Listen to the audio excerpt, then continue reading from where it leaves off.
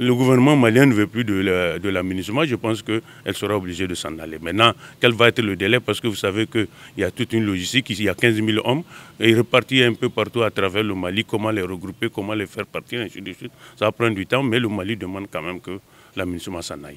Le Mali n'est pas en train de s'isoler. Les peuples africains sont avec le Mali, sont derrière le Mali, et je pense que c'est ce qui compte. Maintenant, ce que les Occidentaux pensent, n'oubliez pas, les Maliens, pendant des années, ont vu les forces impérialistes voler leur or. Les Burkinabés aussi, l'année passée, ils disent qu'on a volé 32 tonnes de leur or. Donc, en réalité, c'est l'or-là et les richesses du Mali qui posent problème. Aujourd'hui, tout le monde sait que, en tout cas, la présence de la MINUSMA, ce n'est pas fortuit, ce n'est pas gratuit. Ça coûte $1 milliard. Qui paye? Non, je pense que les choix du Mali sont des choix stratégiques qui appartiennent aux Maliens. Il faut les laisser faire.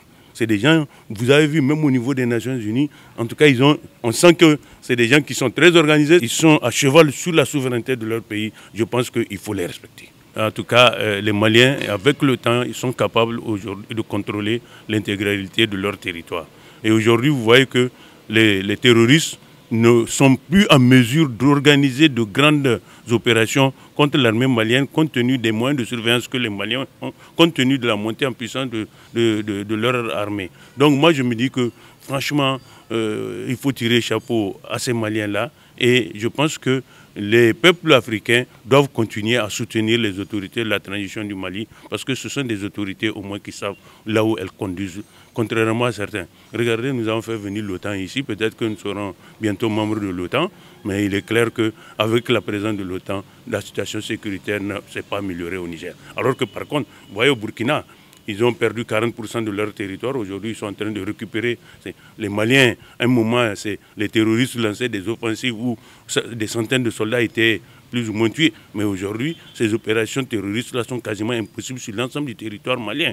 Donc moi, je me dis qu'il y a des progrès. Ces progrès-là, il faut les encourager au lieu de vitupérer contre les Maliens, au lieu de reprendre le discours des Occidentaux qui sentent qu'ils sont en train de perdre pied au Mali et à cause de cela, ils sont en tout cas en train de s'en prendre aux autorités de la transition du Mali. Moi, je pense que le Mali va bientôt sortir sa tête hors de l'eau. C'est ma conviction personnelle.